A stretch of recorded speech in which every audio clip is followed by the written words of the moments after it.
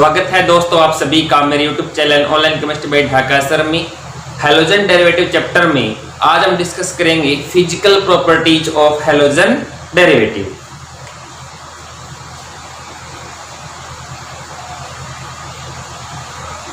Physical properties of halogen derivatives. तो देखिए हमें इस चैप्टर में हैलोजन डेरिवेटिव्स की फिजिकल प्रॉपर्टी की स्टडी करनी है। तो फिजिकल प्रॉपर्टी में हम कौन कौन से टॉपिक के बारे में स्टडी करेंगे वो देखिए। Number 1 physical state, colour, order. Physical state में कंपाउंड सॉलिड है या कंपाउंड लिक्विड है या कंपाउंड की फिजिकल स्टेट क्या हो, गैस हो। कलर में या तो कंपाउंड क्या होगा, कलर्ड होगा या फिर कलरलेस होगा भी, ठीक है। और स्मेल कैसे है कंपाउंड में। इसके बाद जनरली फिजिकल प्रॉपर्टीज में स्टडी की जाती है बॉइलिंग पॉइंट की,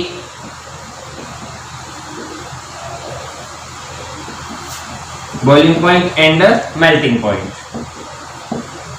जो लिक्विड होते हैं उनके बॉइलिंग पॉइंट की स्टडी करते हैं और मोस्टली कंपाउंड लिक्विड होते हैं, और जो सॉलिड होते हैं उनके लिए मेल्टिंग पॉइंट और बॉइलिंग पॉइंट दोनों लिए जाते हैं। नेक्स्ट जो इसमें मेन टॉपिक रहता है वो रहता है सोल्युबिलिटी। मींस कौन से सॉल्वेंट में ऑर्गेनिक कंपाउंड जो है वो सोल्युबल होगा और वाटर में सोल्युबल है या नहीं है, इसके बारे में स्टडी करते हैं सोल्युबिलिटी में। कई बार डेंसिटी की स्टडी भी फिजिकल स्टेट में करते हैं। तो mainly physical state, colour, order, boiling point and melting point और एंड सोल्युबिलिटी जो है, इन पॉइंट्स की स्टडी की जाती है किसी भी ऑर्गेनिक कंपाउंड के बारे में। हमें यहाँ हैलोजन डेरिवेटिव जो है इनकी फिजिकल स्टेट की चर्चा करनी है, लेकिन उससे पहले कुछ कॉमन बातें हैं किसी भी ऑर्गेनिक कंपाउंड के लिए। कोई भी ऑर्गेनिक कंपाउंड हो और उसकी फिजिकल प्रॉपर्टीज की जो कॉमन बातें हैं वो मैं आज आपको बताऊंगा। तो देखो कोई भी ऑर्गेनिक कंपाउंड है उसकी फिजिकल स्टेट क्या होगी इन तीनों में से। उसका कलर क्या होगा, या तो कलरलेस है, फिर कलर्ड है, तो जैसे ब्राउन, ग्रीन, येलो, रेड जो भी है, और उसमें कैसी स्मेल आती है, ठीक है ना, जैसे अल्कोहलिक, फिनोलिक, इस टाइप से। तो कोई भी ऑर्गेनिक कंपाउंड है उसका पॉइंट नंबर 1 तो हमें लर्न करना ही पड़ता है, ठीक है। फिजिकल स्टेट देखकर, कलर देख करके, और इसमें स्मेल कैसी आती है उसके अकॉर्डिंग ऑर्डर हो जाएगी उसकी। लेकिन पॉइंट नंबर 2 देखिए, बॉइलिंग पॉइंट। तो बॉइलिंग पॉइंट जो है वो डिपेंड करता है कोई भी ऑर्गेनिक कंपाउंड है उनके पार्टिकल्स के बीच अट्रैक्शन फोर्स पर, ठीक है ना। बिटवीन पार्टिकल्स अट्रैक्शन फोर्स जो जो इंक्रीज होएगा, मींस कोई भी ऑर्गेनिक कंपाउंड उसके जो पार्टिकल्स है उनके बीच जो जो अट्रैक्शन फोर्स इंक्रीज होएगा तो मॉलिक्यूल्स क्या आएंगे, ज्यादा क्लोज आएंगे, मींस क्लोज ब्रेकिंग होगी। तो उनको उनके अट्रैक्शन फोर्स को ब्रेक करने के लिए आपको एनर्जी ज्यादा देनी पड़ेगी, क्योंकि देखो पार्टिकल्स के बीच अट्रैक्शन फोर्स स्ट्रांग होगा तो पार्टिकल्स दूर दूर लेके जाने के लिए, अट्रैक्शन फोर्स को ब्रेक करने के लिए आपको ज्यादा एनर्जी देनी पड़ेगी, मींस उसका बॉइलिंग पॉइंट क्या हो जाएगा, ज्यादा हो जाएगा। तो पार्टिकल्स के बीच अट्रैक्शन फोर्स जो जो इंक्रीज होएगा तो boiling point of organic compound जो है वो भी इंक्रीज होएगा, ठीक है ना। ये बिल्कुल कॉमन बात है। अब देखो पार्टिकल्स के बीच अट्रैक्शन फोर्स है जो है वो या तो हो सकता है वैन डर वाल्स फोर्स, या वो हो सकता है हाइड्रोजन बॉन्डिंग, और we know very well hydrogen bonding जो अट्रैक्शन फोर्स है वो ज्यादा स्ट्रॉन्ग होता है किससे, वैन डर वाल्स फोर्स से। अब देखिए एक ही सीरीज के, एक ही होमोलॉगस सीरीज के अपन डिफरेंट कंपाउंड लें तो उनके बीच अट्रैक्शन फोर्स तो सेम ही रहेगा ना। जैसे अपन बात करते हैं हैलोजन डेरिवेटिव में एल्काइल हैलाइड की बात करें तो एल्काइल हैलाइड जैसे मिथाइल हैलाइड है, फिर इथाइल हैलाइड है, उसके बाद अपन ले लें प्रोपाइल हैलाइड। तो यहां सारे क्या हैं, एल्काइल हैलाइड। और एल्काइल हैलाइड में हमें पता है कि बिटवीन कार्बन एंड हैलोजन के बीच जो बॉन्ड है ये पोलर बॉन्ड है, बिकॉज इलेक्ट्रोनेगेटिविटी जो है वो हैलोजन की ज्यादा है कार्बन से, तो यहाँ पर पार्शियल नेगेटिव और यहाँ पर पार्शियल पॉजिटिव चार्ज रहता है। तो वी कैन से दैट कि alkyl halide is a polar compound. क्या होता है, ये पोलर कंपाउंड होता है। और पोलर कंपाउंड के बीच जो है ना वो कौन सा van der Waals attraction force होता है भाई, डाइपोल डाइपोल अट्रैक्शन फोर्स। तो we can say that between particles of alkyl halide, alkyl halide के पार्टिकल्स के बीच जो अट्रैक्शन फोर्स है वो कौन सा रहता है, डाइपोल डाइपोल अट्रैक्शन फोर्स रहता है। ठीक है, जो है तो वैन डर वाल्स फोर्स ही ना। तो देखो इन सभी के बीच, इन सभी के पार्टिकल्स के बीच क्या रहेगा, डाइपोल डाइपोल अट्रैक्शन फोर्स रहेगा। लेकिन इधर इस साइड जा रहे हैं अपन तो क्या हो रहा है, ये एक ही सीरीज के मेंबर हैं, इस साइड जा रहे हैं तो सीरीज में number of carbon atom continuous increase हो रहे हैं, means molecular weight of alkyl halide, in alkyl halide का जो मॉलिक्यूलर वेट है वो क्या हो रहा है, इंक्रीज हो रहा है। अब देखिए मॉलिक्यूलर वेट का अट्रैक्शन फोर्स से क्या रिलेशन है। मॉलिक्यूलर वेट किसी भी ऑर्गेनिक कंपाउंड का directly proportional to attraction force between particles.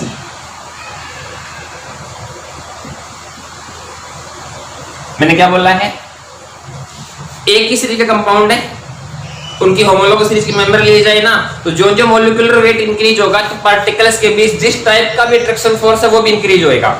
ठीक है, और अट्रैक्शन फोर्स इंक्रीज होएगा तो बॉइलिंग पॉइंट तो इंक्रीज होएगा। तो पॉइंट नंबर 1 और पॉइंट नंबर 2 से अपन बोल सकते हैं कि पॉइंट नंबर 3 क्या आ जाएगा, boiling point is directly proportional to molecular weight. Means molecular weight जो जो इंक्रीज होएगा बॉइलिंग पॉइंट इंक्रीज ही होएगा। यहां देखो molecular weight of alkyl halide इधर क्या हो रहा है, इंक्रीज हो रहा है, सो बॉइलिंग पॉइंट क्या हो जाएगा, इंक्रीज होएगा। तो एक ही सीरीज की कंटिन्यूस मेंबर लेंगे तो जो जो सीरीज में number of carbon atom increase होंगे तो बॉइलिंग पॉइंट क्या हो जाएगा भी, इंक्रीज होएगा। बिकॉज पार्टिकल्स के बीच अट्रैक्शन फोर्स स्ट्रांग होगा तो पार्टिकल्स पास पास आएंगे। ठीक है, अब देखिए next point, in isomers suppose that एक कंपाउंड है जिसमें कार्बन 3 हो, हाइड्रोजन 7 और हेलोजन, ये किसी कंपाउंड का मॉलिक्यूलर फॉर्मूला है। इससे मैं स्ट्रक्चर फॉर्मूले बना रहा हूं तो एक तो बन जाएगा CH3 CH2 CH2X, normal alkyl halide हो गया ये। दूसरा देखो CH3 CH CH3X बनेगा, ये आइसो हो गया। अब एक ही सीरीज के दो मेंबर हो गए, आपस में क्या है ये आइसोमर, क्योंकि इनका मॉलिक्यूलर फॉर्मूला क्या है सेम, बट स्ट्रक्चर फॉर्मूला क्या है आपस में इनका डिफरेंट है, तो आपस में ये क्या होंगे, आइसोमर होंगे। तो आइसोमर्स का मॉलिक्यूलर वेट क्या रहेगा, सेम रहेगा।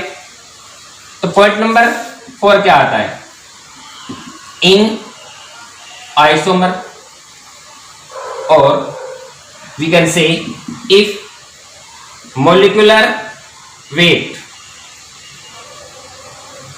Remain same, molecular weight same हो या आइसोमर की बात करें तब क्या ऑर्डर रहेगा बॉइलिंग पॉइंट का। तो देखो ये कहा जाता है इनके बारे में कि जो जो ब्रांच इंक्रीज होएगी तो पार्टिकल्स थोड़े दूर दूर रहेंगे, और दूर दूर रहेंगे रिएक्शन फोर्स क्या होगा, वीक होगा। तो उस कंडीशन में बॉइलिंग पॉइंट जो है वो डिक्रीज हो जाएगा। तो पॉइंट नंबर 4 में बोल सकते हैं अपन boiling point directly proportional to 1/, branching. Means ये कब बात हो रही है, इस पॉइंट की बात कब हो रही है, जब अपन एक ही सीरीज के डिफरेंट टाइप के आइसोमर्स की बात कर रहे हो। मींस क्या सेम हो, मॉलिक्यूलर वेट सेम हो। तो देखो इस पॉइंट से क्या आता है, मॉलिक्यूलर वेट सेम है तो बॉइलिंग पॉइंट क्या रहना चाहिए, सेम। नहीं, पॉइंट नंबर 4 पे देखें तो मॉलिक्यूलर वेट यदि सेम है तो जो जो ब्रांच इंक्रीज होएगी तो बॉइलिंग पॉइंट क्या हो जाएगा, भी डिक्रीज हो जाएगा। ठीक है ना। तो देखो यहाँ ब्रांच क्या है, स्ट्रेट। यहाँ तो बिल्कुल एक ही चेन है ना, स्ट्रेट चेन है, और यहाँ ब्रांच है। तो इन दोनों को कंपेयर करेंगे तो इसमें स्ट्रेट चेन है, इसका जो बॉइलिंग पॉइंट है वो ज्यादा रहेगा as compare to branch chain वाले से। ठीक है, तो इस टाइप से रहता है बॉइलिंग पॉइंट। अब देखिए इन्हीं पॉइंट से रिलेटेड अपन यहां एग्जांपल लें, जैसे CH3F, CH3Cl, CH3Br and CH3I। तो यहां पर देखो कार्बन एटम सेम है, बट यहाँ कौन है, फ्लोरीन, यहाँ क्लोरीन, यहाँ ब्रोमीन और यहाँ आयोडीन। और हम सभी जानते हैं कि फ्लोरीन से क्लोरीन का, क्लोरीन से ब्रोमीन का, ब्रोमीन से आयोडीन का जो एटॉमिक मास है वो ज्यादा होता है। तो हम इस साइड जाएं तो क्या हो रहा है, मॉलिक्यूलर वेट जो है वो इंक्रीज हो रहा है। और मॉलिक्यूलर वेट इंक्रीज होएगा तो बॉइलिंग पॉइंट क्या होगा, भी इंक्रीज होएगा। सेकंड इसका एग्जांपल ये आ ही चुका है, कौन से वाला था अभी जो हमने यहां लिया था। जैसे देखें CH3Cl, C2H5Cl, C3H7Cl, ये कंटिन्यूस होमोलॉग सीरीज के मेंबर हो गए। तो इस साइड जा रहे हैं तो क्या हो रहा है, मॉलिक्यूलर वेट इंक्रीज हो रहा है तो बॉइलिंग पॉइंट क्या होगा, भी इंक्रीज होएगा। उसके बाद बात करते हैं आइसोमर की, जैसे CH3, CH2, CH2, CH2Cl, और सेकंड इसमें आइसोमर अपन लें CH3C, CH3, CH3Cl।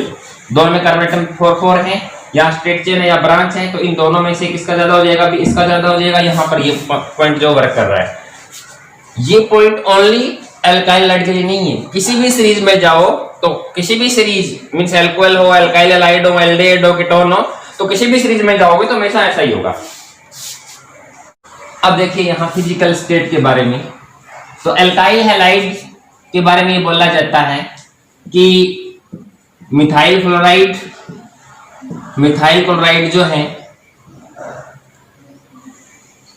इनकी फिजिकल स्टेट गैस होती है।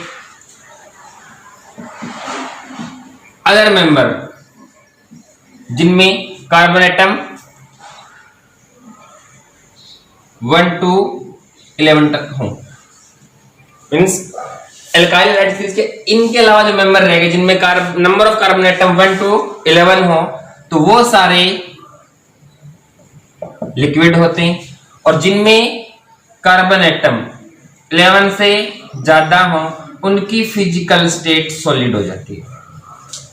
मींस ये एल्काइल हैलाइड के लिए जनरली हर सीरीज में ये होता है कि जो इनिशियल मेंबर है ना उनकी फिजिकल स्टेट जनरली गैस या फिर वो वोलेटाइल लिक्विड होते हैं, और जिनमें कार्बन एटम 2, 3, 4, 5, 6 होते हैं जनरली वो लिक्विड होते हैं। और जिनमें कार्बन एटम बहुत ज्यादा हो जाए मींस जिनका मॉलिक्यूलर वेट बहुत ज्यादा हाई हो जाता है तो वो उनकी फिजिकल स्टेट सॉलिड होती है। ऐसा क्यों, मैंने क्या बोला था, जो जो मॉलिक्यूलर वेट इंक्रीज होएगा बिटवीन पार्टिकल्स अट्रैक्शन फोर्स से इंक्रीज होएगा।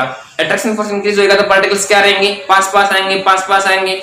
और मॉलिक्यूलर वेट जब बहुत ज्यादा हो जाता है तो बिटवीन पार्टिकल्स अट्रैक्शन फोर्स बहुत ज्यादा हो जाएगा। उस कंडीशन में पार्टिकल्स बिल्कुल पास आ जाएंगे तो उनकी फिजिकल स्टेट तो चेंज होगी ना। तो जो किसी भी सीरीज में number of carbon atom increase होंगे तो between particles attraction force increase होगा तो पार्टिकल्स पास आते चले जाएंगे, तो फिजिकल स्टेट इस टाइप से वेरी करेगी। ठीक है, अब बात करते हैं अपन सोल्युबिलिटी की। तो सोल्युबिलिटी के लिए देखो क्या होता है, generally non polar organic compound जो है वो नॉन पोलर सॉल्वेंट में और जो पोलर ऑर्गेनिक कंपाउंड हैं वो पोलर सॉल्वेंट में डिजोल्व हो जाते हैं। मींस यहां सॉल्यूशन बन जाता है, यहां भी सॉल्यूशन बन जाता है। बिकॉज नॉन पोलर्स के बीच नेचर सेम है तो अट्रैक्शन फोर्स भी सेम रहेगा। इसी तरह से पोलर्स के बीच नेचर सेम है तो अट्रैक्शन फोर्स भी क्या रहता है, सेम रहता है, तो ये डिजोल्व हो जाते हैं। जनरली ऐसा होता है। जैसे कार्बन टेट्राक्लोराइड और बेंजीन दोनों क्या है, नॉन पोलर, डिजोल्व हो जाएंगे। एल्कोहल प्लस वाटर दोनों क्या है, पोलर, डिजोल्व हो जाएंगे। बट कई बार क्या होता है, देखो जैसे एल्काइल हैलाइड की बात करूं, पोलर है, वाटर भी क्या है, पोलर है, दोनों पोलर हैं, फिर भी नॉर्मल टेम्परेचर पर एल्काइल हैलाइड जो है ना वो वाटर में डिजोल्व नहीं होते। ठीक है, देखो यहां ऐसा क्यों होता है। जैसे एक कंटेनर में अपन क्या ले लें, एल्काइल हैलाइड, जिनके बीच डायपोल डायपोल अट्रैक्शन फोर्स है। दूसरे कंटेनर में अपना सॉल्वेंट कौन है, H2O। सॉल्वेंट कौन है भी, H2O। और H2O के पार्टिकल्स के बीच क्या होता है, हाइड्रोजन बॉन्ड। और यहां कौन सा अट्रैक्शन फोर्स होता है, डायपोल डायपोल अट्रैक्शन फोर्स होता है। ये इसमें डिजोल्व करेंगे तो न्यू अट्रैक्शन फोर्स क्या आ जाएगा भी, एल्काइल हैलाइड और वाटर के पार्टिकल्स के बीच न्यू अट्रैक्शन फोर्स होगा। और ये अट्रैक्शन फोर्स भी कौन सा होता है, डायपोल डायपोल अट्रैक्शन फोर्स होता है। कौन सा होता है, डायपोल डायपोल अट्रैक्शन फोर्स होता है। ये ओल्ड अट्रैक्शन है, ये ओल्ड अट्रैक्शन फोर्स है और ये न्यू अट्रैक्शन फोर्स है। अब देखो क्या होगा, ये अट्रैक्शन फोर्स ब्रेक हो, इसके लिए क्या देनी पड़ेगी, एनर्जी। ये अट्रैक्शन फोर्स ब्रेक हो, इसके लिए भी क्या देनी पड़ेगी, एनर्जी। ये ब्रेक होगा तभी तो न्यू अट्रैक्शन फोर्स इन दोनों के बीच में आएगा।